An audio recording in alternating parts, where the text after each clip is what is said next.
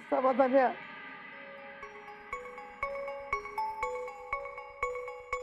काय चाललंय रे आपल्या घरात? तू शांत हो. पुष्पीला समजून घे. अगं आईचं काळीज आहे तिचं. अरे पण तू शांत राहा. आराम कर. आजा, तुम्ही दिवसभर थकला असाल, जावा आराम करा.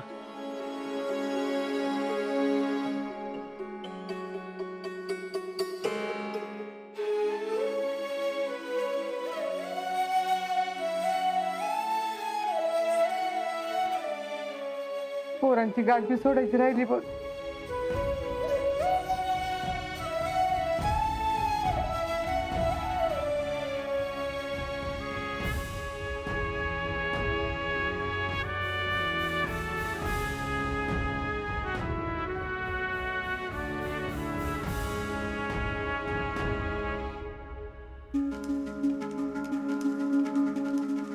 आत्ता फक्त गाठ सोडते, पुढं बघा काय काय करते ते.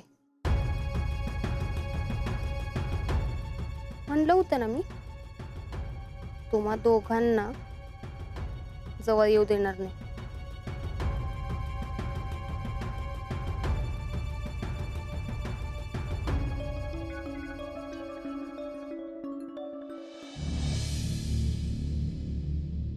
उषा, हा, काय झालं?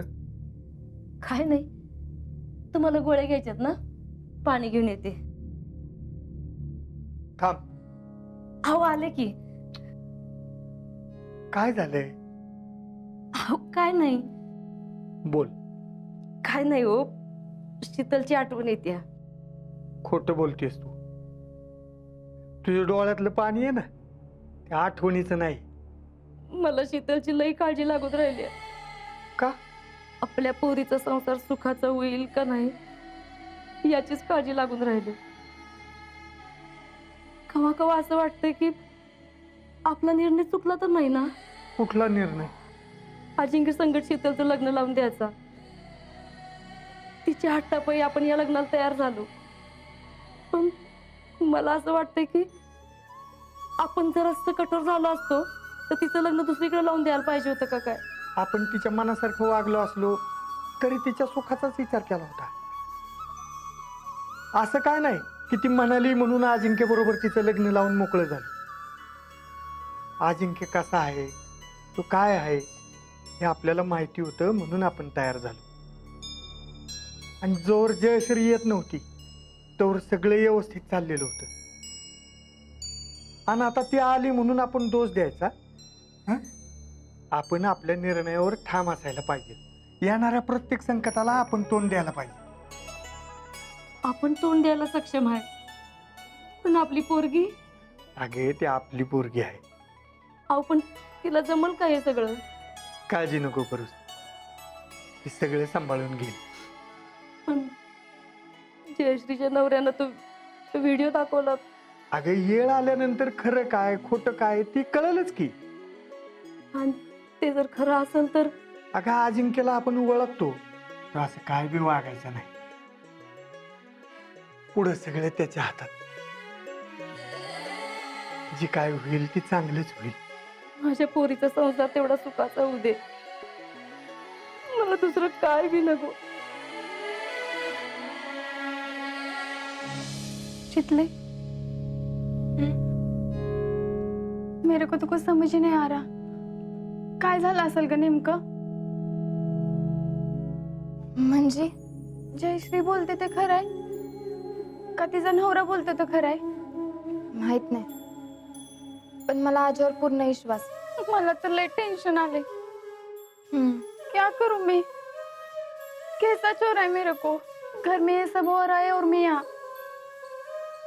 ह्याचमुळे कळतंय मला. तू घरी जा. अगं अशी कशी जाऊ? पाठराखीन म्हणून आली ना मी. असं जाणं बरं दिसेल का? त्याची काळजी तू नका करूस. हे घर मला परक थोडीच आहे. इथली माणसं, त्यांची सुख दुःख आजपासून माझीच आहेत ना. एक दिन में इतनी समझ कहाँ से लाई रे?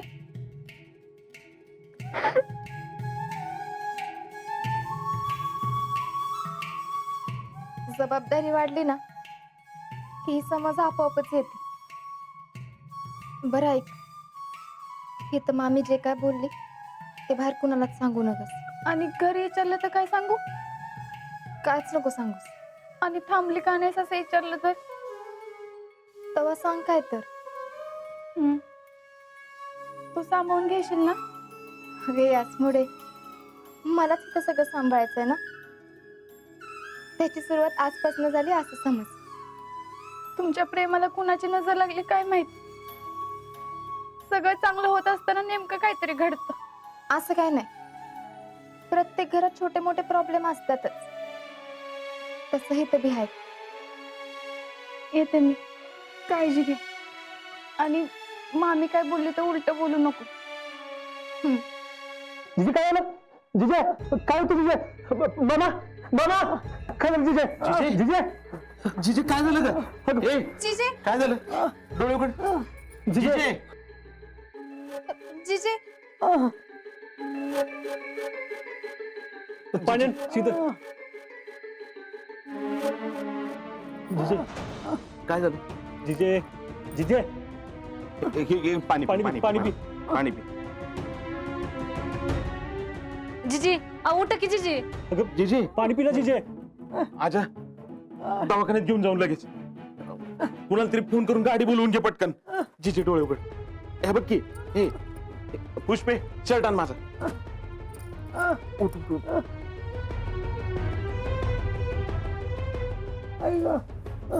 काय होतंय? काय होतंय? मी बी येते दवाखान्यात, चला. नको तू नको येऊ, तू थांब घरीच. चल चल, गाडी बोलली चल.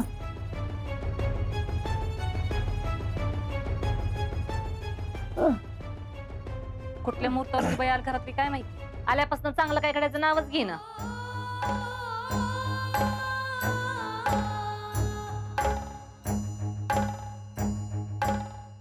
शीतल, मम्मीचं बोलणं मनाला नको लावून घेऊ.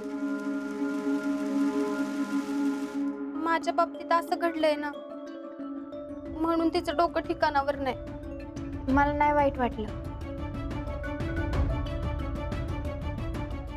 याचमुळे जातो. तू कुठे निघालीस? घरी. का? अगं आधीच आपल्या घरात प्रॉब्लेम चालू आहेत. त्यात ही तासनं बरोबर वाटत नाही. आणि हिला बी अवघड लागतच झालंय. याचमुळे जातो. हा.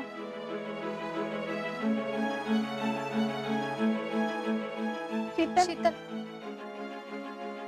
येते मी.